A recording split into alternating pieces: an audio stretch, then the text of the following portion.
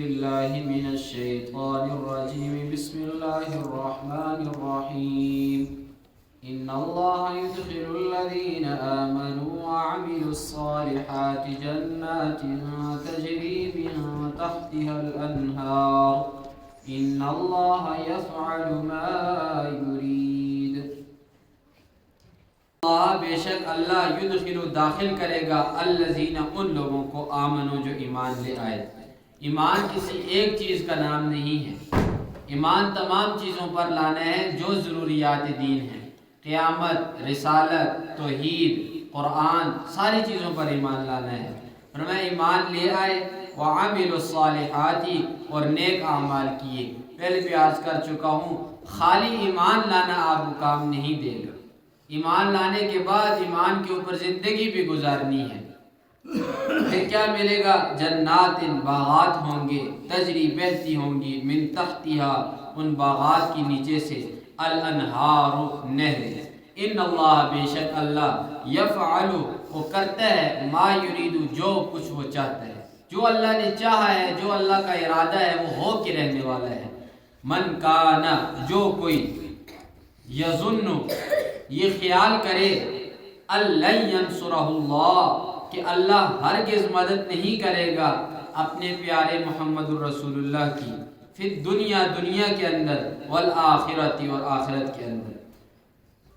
منافق اور کافر یہ محمد الرسول اللہ صلی اللہ علیہ وسلم اور ان کے صحابہ کو طعنہ دیا کرتے تھے کہ یہ لوگ ہیں کپڑے ان کے پھٹے ہوئے ہیں، کھانے کے لیے روٹی ان کے پاس نہیں ہے، اور یہ لوگ کہتے ہیں کہ ہم دنیا کو فتح کریں گے اور آخرت کے اندر اللہ ہمیں محلات دے گا. اگر اللہ ان سے اتنا زیادہ راضی ہے تو انہیں دنیا کیوں نہیں دے دیتا؟ ہم سے تو اللہ راضی ہے، اس نے ہمیں باغات دیے ہیں، اولادیں دی ہیں، مال و جائیداد دیا ہے، ساری چیز ہمیں دی ہوئی ہے. یہ عتبہ، شیبہ اور بڑے بڑے کافر یہ دعویٰ کیا کرتے تھے، محمد رسول اللہ کو طعنہ دیا کرتے تھے. اب اللہ جواب دے رہے ہیں کہ تم میں سے جو کوئی یہ خیال کر رہا ہے کہ محمد کی اللہ مدد نہیں کرے گا دنیا اور آخرت میں، تو فَلْيَمْدُدْ اسے چاہیے کہ وہ پھیلا دے بسبب کوئی ایسا ذریعہ، رسی وغیرہ، الی السماء آسمان کی طرف، ثُمَّ لْيَقْطَعْ پھر وہاں سے جا کر کاٹ دے کس چیز کو؟ مدد کو. جو مدد اللہ نے محمد اور اس کے ساتھیوں پر بھیجنی ہے، تو جو کوئی اس مدد سے ناراض ہو رہا ہے یا اس مدد سے غصہ اسے آ رہا ہے، اسے چاہیے کہ وہ چڑھے آسمان کے اوپر اور چڑھ کر وہاں سے مدد کو روک دے.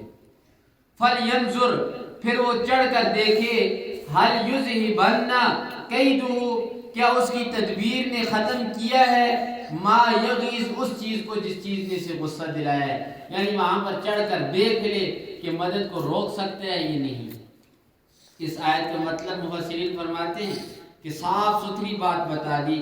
جسے محمد اور اس کے ساتھیوں کی مدد کے اوپر شک ہے یا غصہ آ رہا ہے، اسے چاہیے کہ وہ اپنے گھر کی چھت کے اوپر رسی ڈالے، رسی ڈالنے کے بعد اپنے آپ کو پھندہ لگائے اور پیچھے سے رسی کاٹ دے. کیوں؟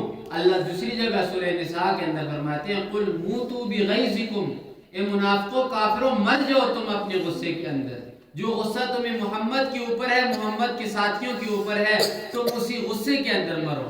تمہارے غصے کی ہمیں کوئی ضرورت نہیں. تمہارے غصہ کرنے کی وجہ سے یہ نہیں ہو سکتا کہ ہم اپنی محمد سے مدد کو کھینچ لیں. اور یہ جو دعویٰ کرنے والے تھے ان کو پتہ چل گیا، یہ جو طعنہ دیتے تھے محمد الرسول اللہ کو، فتح مکہ کے موقع کے اوپر ان کی کیا حالت ہوئی تھی سب پتہ ہے.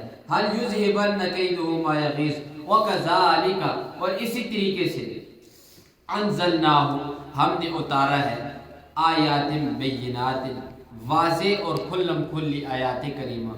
اس محمد الرسول اللہ کے اوپر ہم نے اپنی واضح کتاب قرآن کو اتارا ہے. وَأَنَّ اللَّهَ اور بے شک اللہ یہدی ہدایت دیتا ہے من یرید جس کے لیے اللہ چاہے.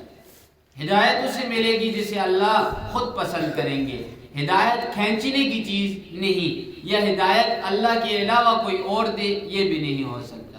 خود تو اور محمد رسول اللہ صلی اللہ علیہ وسلم کو روک دیا گیا فرمایا انک لا تہدی من احببت ولکن اللہ یہدی من یشاء، اے محمد الرسول اللہ جسے آپ چاہیں گے ہدایت نہیں دے سکتے، جسے اللہ چاہے گا اسے ہدایت ملے گی۔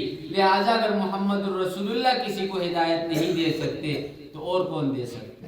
تو ہدایت اگر مانگے اہدنا الصراط المستقیم، کس سے؟ صرف اور صرف اللہ سے، کہ اللہ تم مجھے سیدھا راستہ دکھلا۔ تو یہ تذکرہ تھا ان لوگوں کا جو قیامت کے اوپر ایمان رکھنے والے ہیں۔